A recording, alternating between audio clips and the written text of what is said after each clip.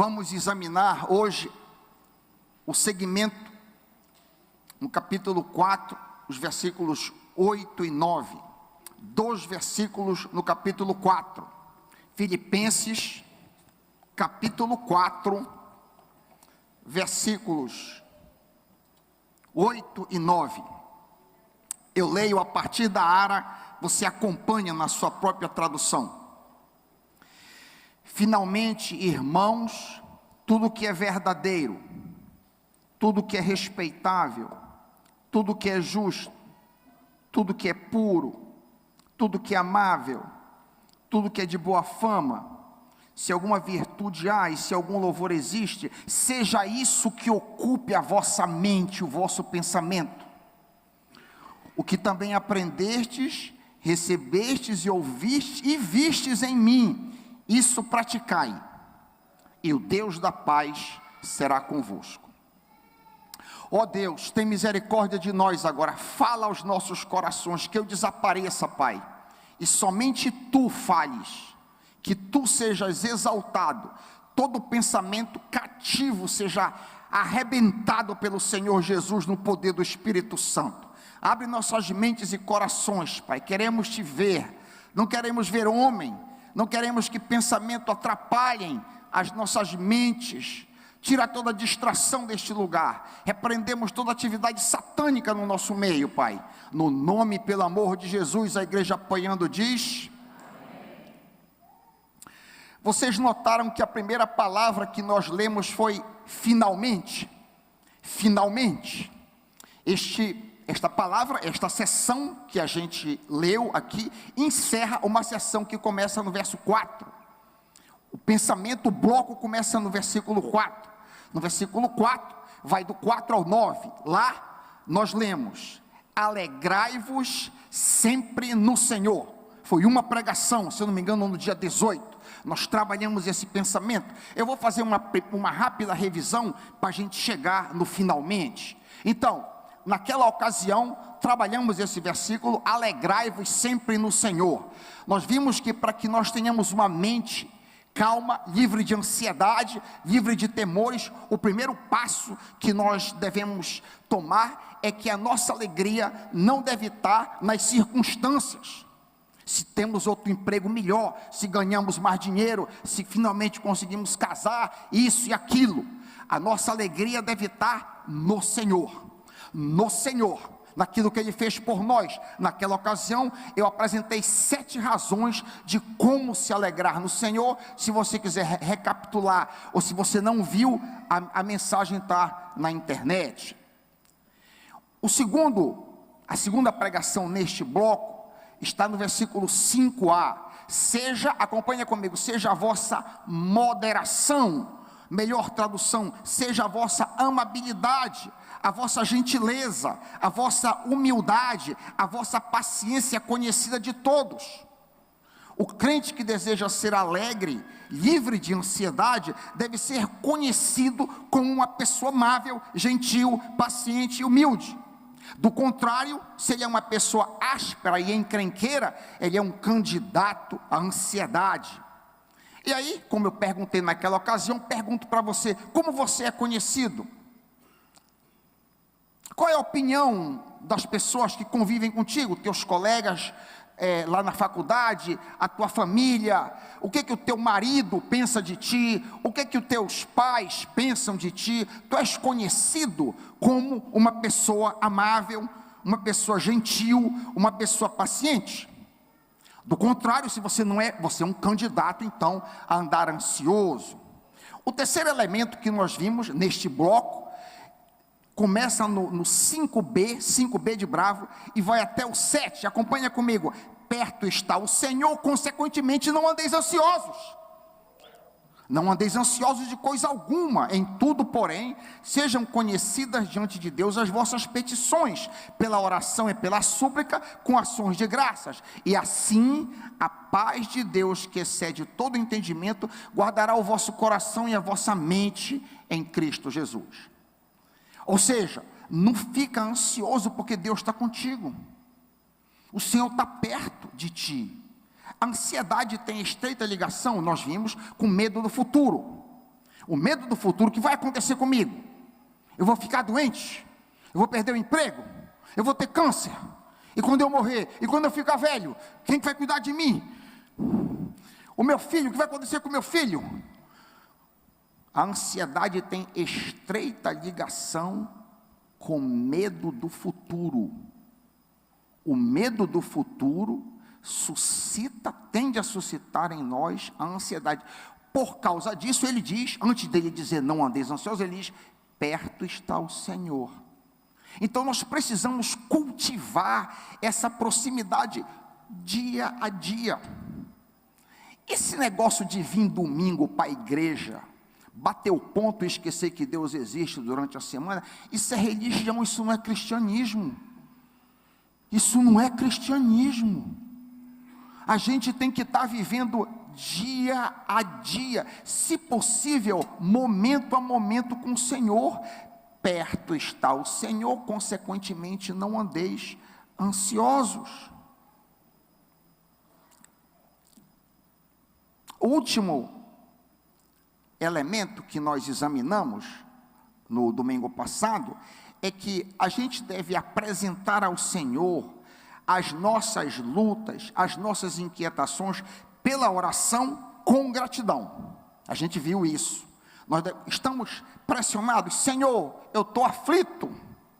Senhor, eu estou debaixo de uma ameaça. Apresenta pela oração e pela súplica, conforme ele diz, com ações de graça. Sempre termino, Senhor, eu agradeço que tu vais cuidar disso. Eu não estou vendo como tu vais cuidar disso, mas eu te agradeço porque tu cuidas de mim. Não é o que o texto diz? Não é o que o texto diz? Pelas vossas petições, pela oração e súplica, com ações de graça. A gratidão deve abundar nos nossos corações sempre. Sempre. Pode ser que eu não me sinta grato, mas eu agradeço assim, Senhor, eu te agradeço. A tua palavra diz que tu me amas, a tua palavra diz que tu cuidas de mim, então eu quero depositar esse fardo diante de ti, quero colocar isso nos teus pés. E qual é a consequência de nós apresentarmos em oração e gratidão? Olha a consequência, e a paz de Deus, que excede todo entendimento. Eu não compreendo porque eu estou em paz, mas foi porque eu agradeci.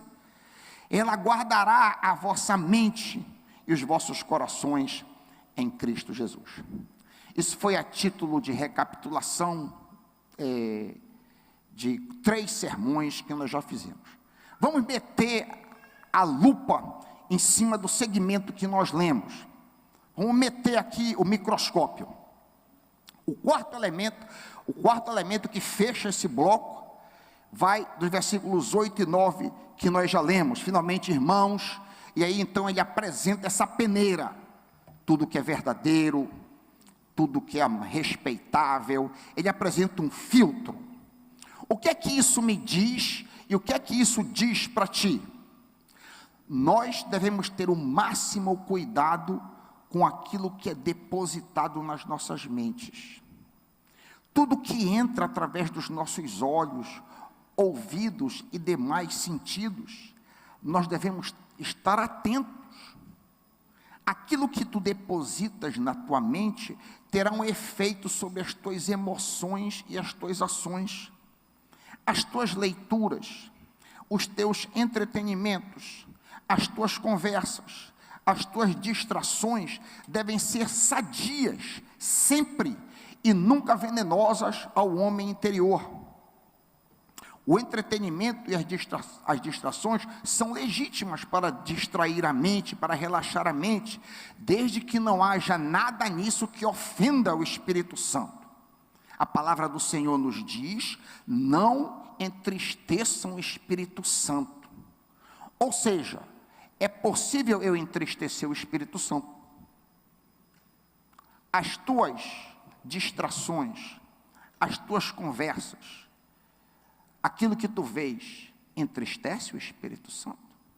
É uma pergunta para ti e para mim. Vale muito a pena repetir. Aquilo que ocupa os teus pensamentos deve ser agradável a Deus e sadio para a tua edificação. aquilo que tu pensas vai gerar alegria espiritual e bem-estar, ou do contrário, isso aqui é o ponto, vai gerar inquietação e ansiedade. O cuidado da mente é importantíssimo para a alegria do cristão. É isso que nós vemos no versículo 4, do versículo 8. O versículo 8 funciona como um crivo. Lá em casa, a Betina tem um crivo de metal, está até rasgado no ponto. Um crivo que ela, quando ela quer colocar vegetal e tal, lavar a coisa, coloca dentro do crivo, um negócio grande, redondo, com cabo, e joga água, ou então ela está fervendo coisa, ela pega aquele negócio ali e joga dentro. É um crivo de metal. Eu me lembrei dos antigos sacos de café. Eu não sei se vocês lembram disso. Saco de café era tipo uma meia, e você passava o café com borra e tudo pelo saco, e aquele saco então crivava, limpava e ficava ali. O versículo 8 é isso. O versículo 8 é um crivo prático para tu testares aquilo que está chegando na tua mente. O primeiro, agora imagina comigo, vários crivos, um dentro do outro. Aqui são apresentados,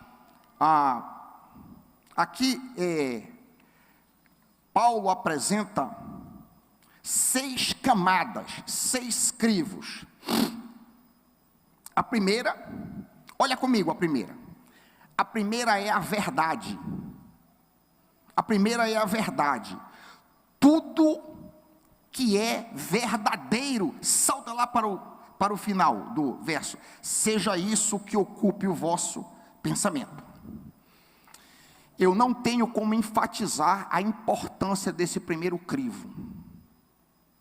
A quantidade de pessoa que é assolada por mentiras.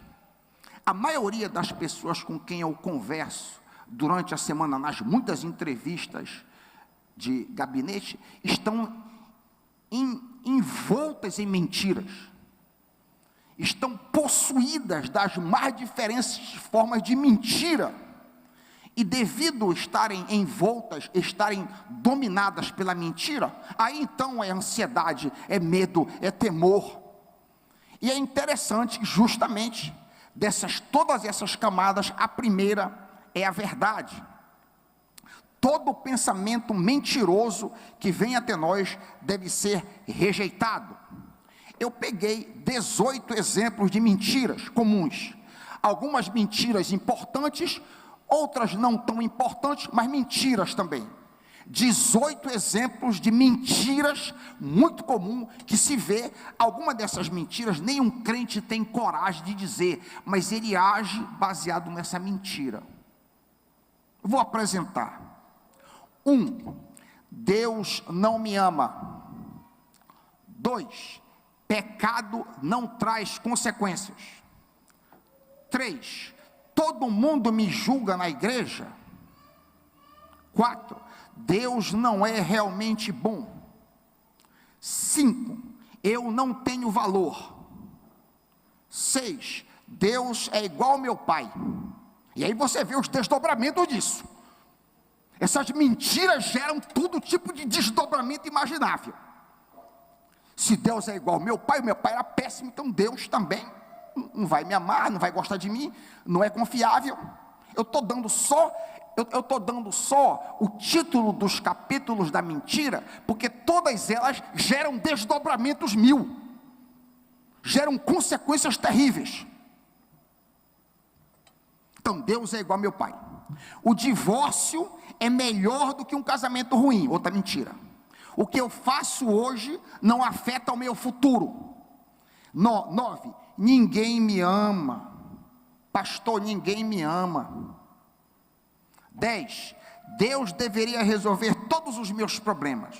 Por que eu não saio dessa situação? 11. Preciso aprender a me amar.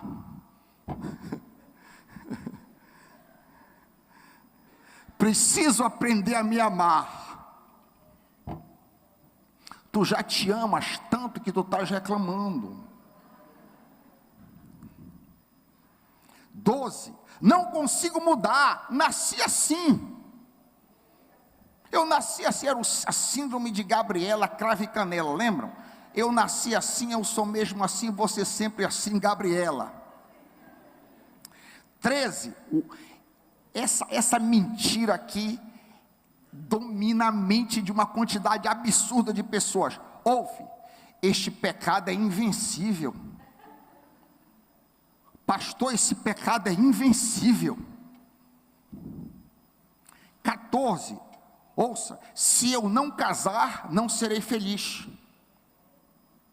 15, não acredito que Deus perdoou aquele pecado gravíssimo que eu cometi. Deus não pode perdoar aquilo que eu fiz, é muito grave.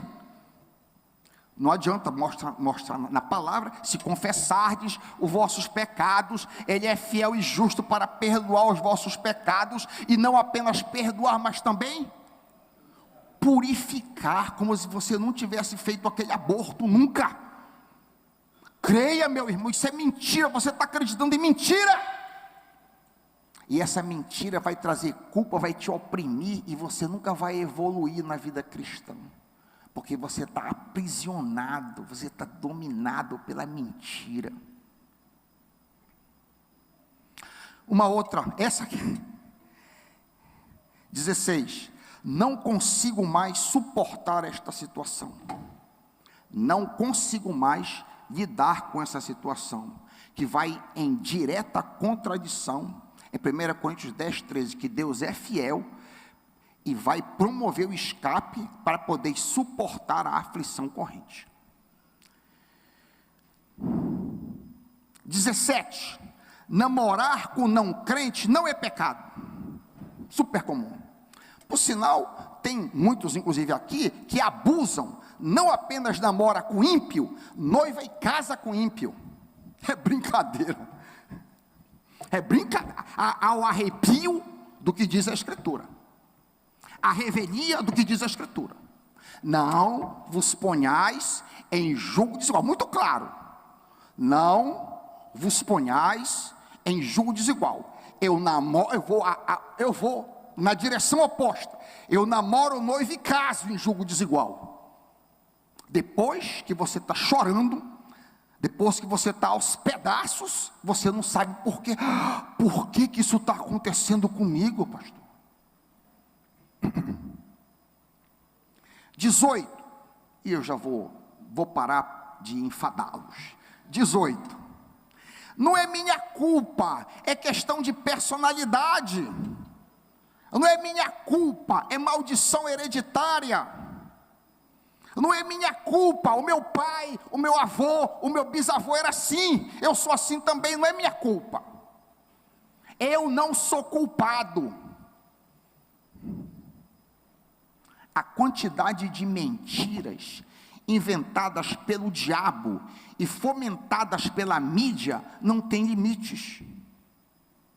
Daí a fundamental importância de ter a tua vida calcada na verdade.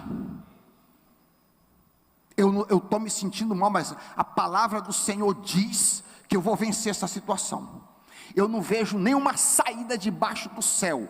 Eu estou tentado dar um tiro na cabeça, mas a palavra do Senhor diz que Ele me ama. Tudo aponta na direção que Deus me abandonou. Eu estou acabado, eu estou num túnel sem saída, não há situação, tudo está ruim, mas a palavra de Deus diz que eu devo perseverar. Então, o primeiro filtro da peneira da mente do crente é a pergunta: isso é verdade? O que eu estou pensando é verdade ou é mentira? Segundo, a segunda camada do filtro, respeito. Olha comigo, tudo que é selma, respeitável, seja isso que ocupe o vosso pensamento. Essa palavra pode ser traduzida como digno, venerável. A pergunta que eu posso fazer para testar esse segundo filtro é a seguinte: esse pensamento que eu estou tendo aqui, a respeito do João, da Antônia, me faz respeitá-la mais ou não?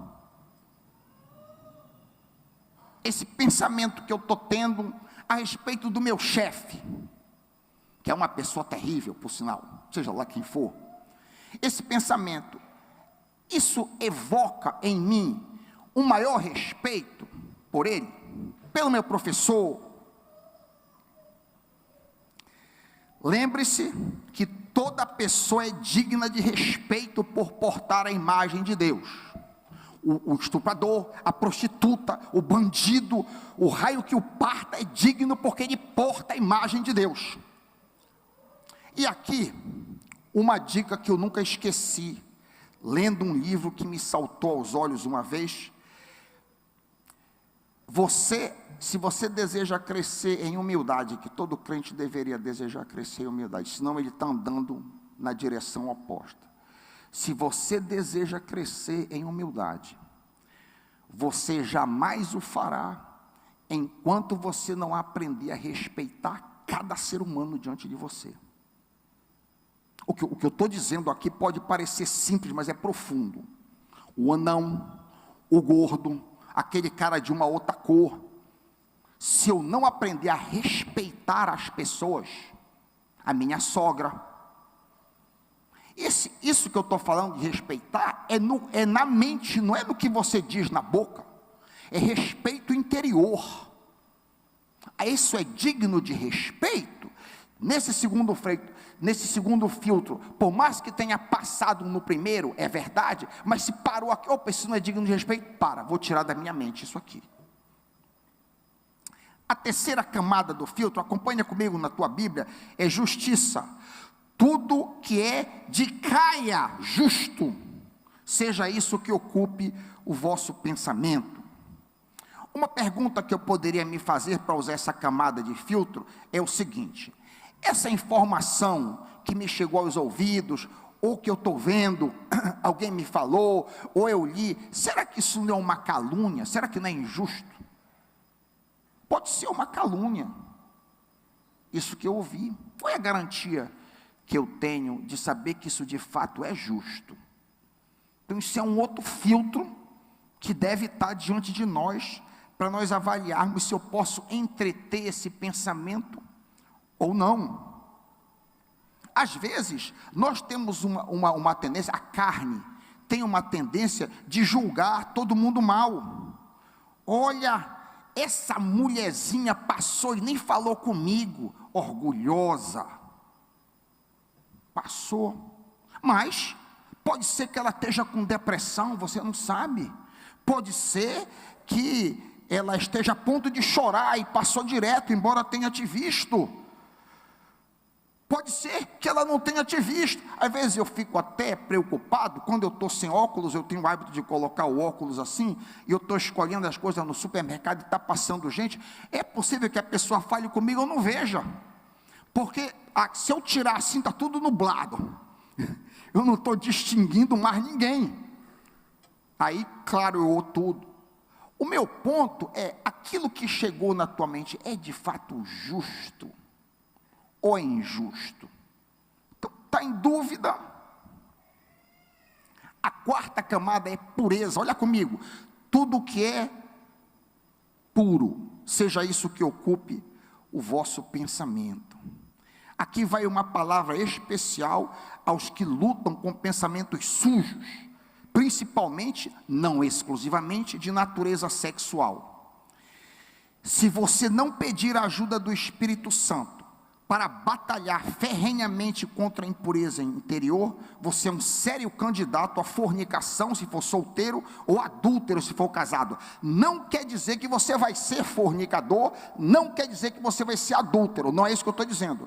O que eu estou dizendo é que você é um candidato. Você é um candidato. Se a pureza interior não está sendo buscada, você é um sério candidato a tropeçar. A melhor maneira de se vencer atos físicos de fornicação e adultério é cultivar uma mente pura. Veja bem, tudo começa na mente.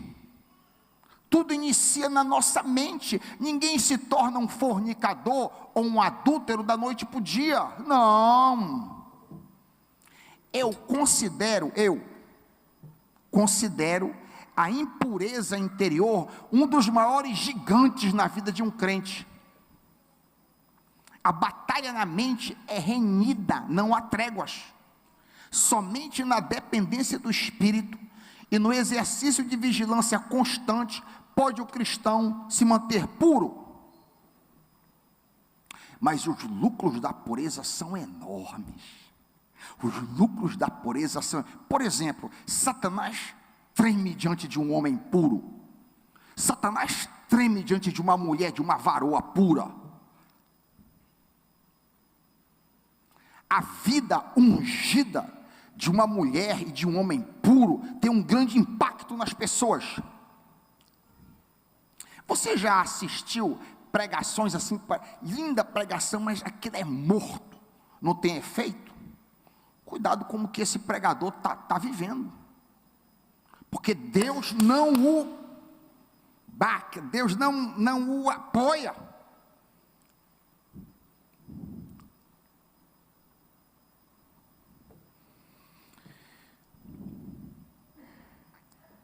Por fim, um último exemplo aí das vantagens de se cultivar uma vida pura.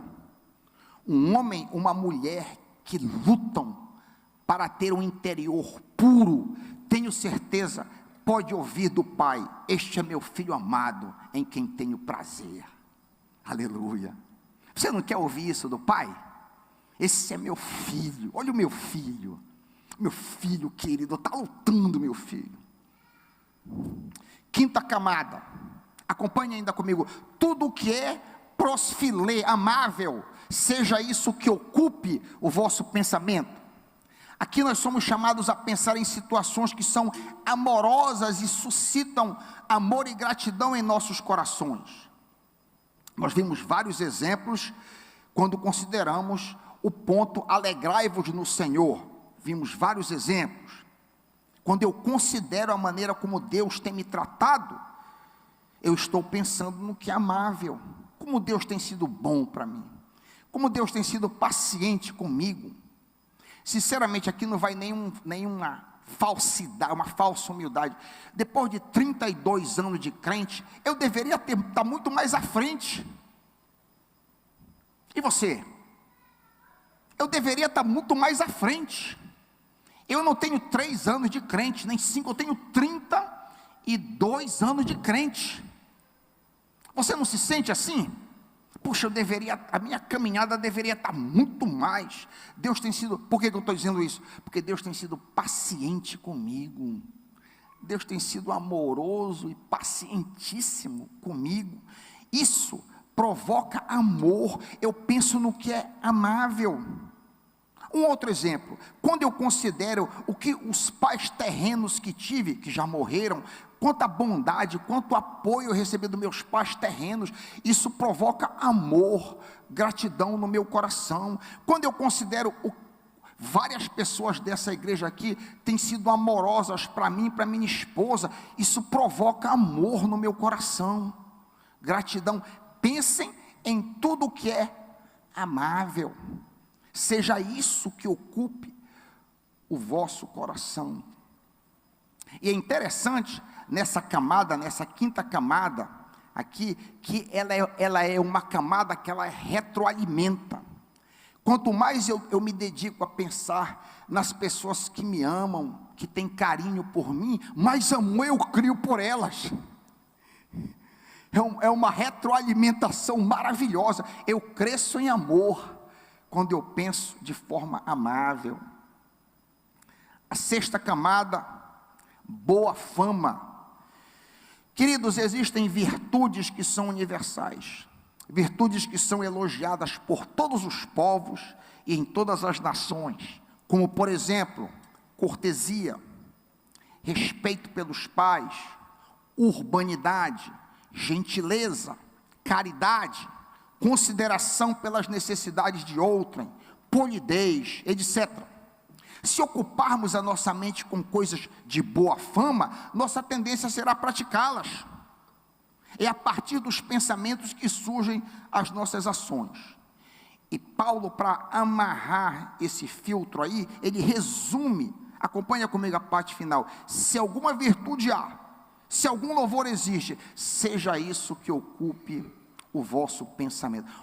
Se o que eu estou pensando aqui na minha cama, no meu trabalho, no banheiro, se o que eu estou pensando é virtuoso, digno, ótimo. Se não é virtuoso, tira isso da tua cabeça. É indigno, tira isso da tua cabeça. Vemos nesta receita para uma mente sadia, vemos aqui em Filipenses 4:4-8, uma grande diferença entre as receitas humanistas utilizadas pelos terapeutas e a palavra do Senhor. Presta atenção aqui. Nos vários tratamentos humanistas, presta atenção agora aqui. Nos vários tratamentos humanistas, você precisa olhar para o passado, descobrir quem te feriu, quais foram as situações que te trouxeram traumas, quais as influências negativas recebidas, até no útero, na infância, adolescência, etc. Embora esses tratamentos possam trazer grande alívio e normalidade de funcionamento da mente, esses tratamentos não lidam com a corrupção do coração. Esses tratamentos humanistas não lidam com a corrupção do nosso coração. Os tratamentos humanistas consideram o homem como um ser evoluído. A Bíblia considera o homem como um ser caído. Eita diferença brutal. Eu vou dizer isso de novo, porque essa diferença aqui é abissal. Os tratamentos humanistas consideram o homem como um ser evoluído. A Bíblia considera o homem como um ser caído. É o oposto. Uma mente verdadeiramente sadia necessita de regeneração, que só é encontrada na verdade do Evangelho. Uma vez que essa verdade é encontrada, aí então a mente necessitará de constante crescimento e renovação. Você já aceitou a Cristo, agora você vai ter a vida inteira para renovar a sua mente. Não conforma com este mundo, com as crenças, com os valores, com o espírito da cultura, mas transformai-vos pela renovação de vossa mente. Com que objetivo? Para que experimenteis qual seja a boa, agradável e perfeita vontade de Deus. Nós somos bombardeados por mentiras de todos os tipos e de todas as maneiras genialmente concebidas pelo diabo. A única bússola segura neste mundo mentiroso e tenebroso é a palavra da verdade, a Santa Bíblia. Amém, meus irmãos? Não há outra bússola. Se você de fato quiser lidar com o coração. Lemos do versículo 9, volta lá para a Bíblia, um importante adendo. Há um adendo aí para o crescimento do crente. O que também aprendestes, recebestes e ouvistes e vistes, isso fazei, e o Deus da paz será convosco. Paulo comanda a igreja dos Filipenses que atente para a necessidade de crescimento, colocando tudo em prática. Tudo que vocês ouviram, não escolhe esse ou aquele ensino, não escolhe isso eu quero para mim, isso eu não quero, não, tudo que vocês aprenderam, receberam e ouviram nas pregações que eu tive com vocês, nas conversas que nós tivemos, nas aulas que nós demos na escola de Tirano e onde quer que seja, fazei tudo isso. Não escolhe. Nenhum crente pode permanecer estagnado, a não ser que esteja doente. O crescimento, o desenvolvimento, a maturação, o avanço do crente é um processo natural na vida cristã, tal qual é natural para um bebê crescer. O bebê que não cresce está doente. O nanismo e o pouco crescimento causam profunda preocupação nos pais. Nós temos levado a Radassa mensalmente à pediatra, e ela mede a Radassa. Opa, não cresceu. Banho de sol, vitamina. E todo pai se preocupa com o crescimento do filho. E o seu crescimento? E o meu crescimento? Você não está crescendo, meu irmão, você está doente, meu irmão. Das duas, uma. Se você não está crescendo, das duas, uma. Ou você não é crente, você não é regenerado, Estou dizendo que você não é membro da PIB, não é isso que eu estou dizendo. Você não é regenerado. Ou então você está adoecido, você está doente. E como que eu faço para sair dessa doença, pastor? Colocando em prática tudo. Tudo que você ouve, que é bom, que te abençoa, que te fortalece da palavra de Deus, coloca em prática. Há um detalhe que provavelmente você passou batido, eu talvez tivesse passado batido também. Aí no versículo 9, olha comigo. O que também vistes, marca a palavra vistes, sublinha a palavra vistes em mim. Isso aqui demanda discernimento da parte daqueles que ouvem pregações. Paulo está dizendo que ele não apenas ensinou, palestrou, mas ele viveu aquele ensino, ele praticava aquilo que ele pregava, ele era uma ilustração do próprio ensino, ele era um modelo a ser seguido. As pessoas de quem você aprende, recebe e ouve, são modelos a ser seguidos? Pergunta para você. Pastor Raik, é difícil saber da vida das pessoas. Além do mais, se o ensino é correto, qual a importância da vida pessoal? Pastor Raik, o que importa é doutrina. É? Deixa eu mostrar um texto que talvez nunca tenha chamado a tua atenção. Abre a tua Bíblia em 2 Timóteo 3,14. 2 Timóteo 3,14.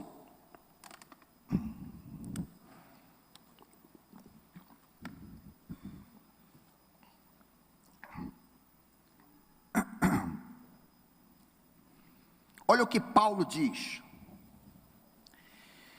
Tu, dizendo isso para Timóteo, permanece naquilo que aprendeste e de que fortes inteirado. Agora, marca agora, sabendo de quem tu aprendeste. Marca na tua Bíblia, sabendo de quem tu aprendestes. Olha como é importante conhecer a fonte do teu ensino e não apenas o ensino por si. Em outras palavras, não é apenas uma questão de ensino sadio, é também de pessoa sadia. O canal do ensino deve ser limpo.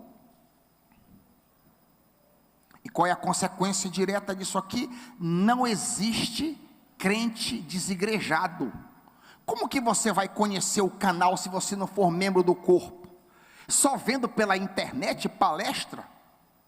A quantidade de gente... E eu nunca proibi nada disso. Pastor, eu assisto fulano, eu assisto Cicrano, eu assisto Beltrano, eu vi essa profecia, eu vi esse negócio aqui.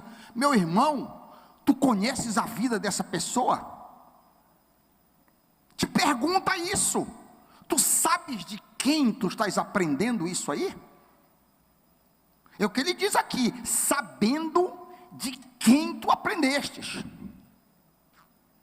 Você jamais conhecerá profundamente um palestrante, um professor de EBD, um escritor, se você não conviver com ele. Esse tipo de convivência demanda tempo. Tá bom, pastor Rai, tudo bem. E como é que eu faço para eu tentar discernir? Como que eu faço? Eu assisto muito o fulano, o cicrano, o beltrano. Tudo bem. Como que eu faço? Algumas dicas para você tentar passar o filtro. Primeiro, essa pessoa que tu assistes, isso vale para mim, que tu estás me assistindo, vale para o pastor André, vale para o pastor Paulo, vale para quem quer que pregue. Essa pessoa que tu assistes, demonstra genuína humildade ou se coloca um alvo inatingível? Ele é um santarrão. 2, essa pessoa é uma pessoa acessível? É fácil conversar com ela? Isso aqui na internet é impossível, mas por aqui é possível. Uma que dificilmente os crentes tenham o discernimento, e só vem através da convivência. Como esse palestrante trata o cônjuge dele? Como essa profetisa aí? ela respeita o esposo dela? Ela está submissa ao esposo dela? Como que você vai saber? Como que o homem que tu ouves trata a esposa dele? Isso é uma indicação preciosíssima para que você possa dizer, sabendo de quem aprendeste. Qual a postura desta pessoa que está fazendo palestra em relação a dinheiro? Ele fica, olha, manda para o meu ministério, manda aí, a lei da semeadura, a lei da semeadura, manda R$200 que o Senhor vai te abençoar com 400.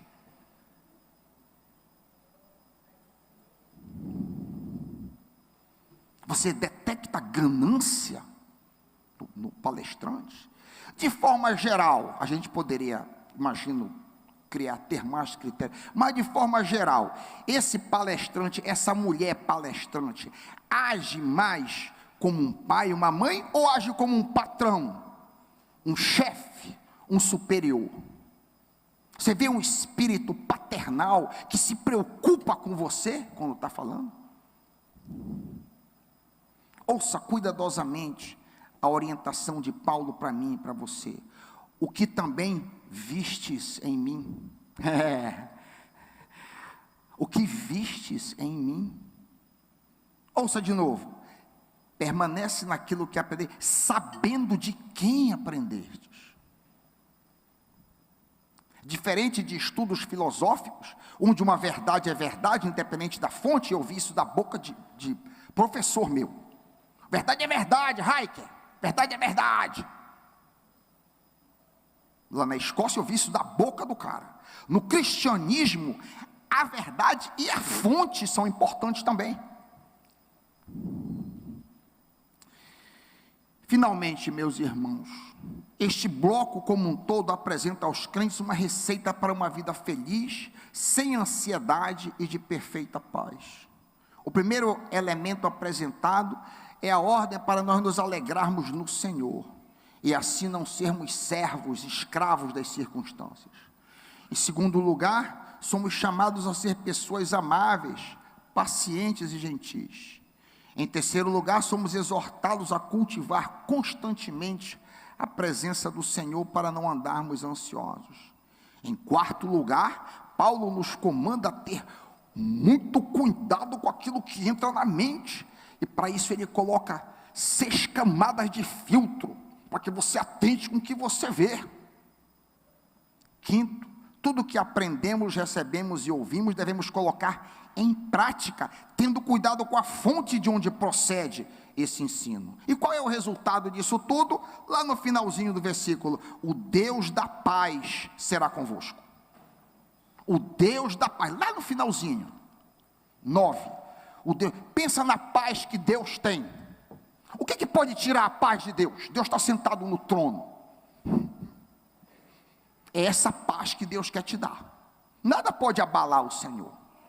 Eu tenho certeza que ninguém chega nisso de uma hora para outra, mas essa é a direção de onde você e eu temos que seguir. É nesse caminho que a gente tem que seguir, nos livrando de toda inquietação, de toda ansiedade, de toda falta de paz.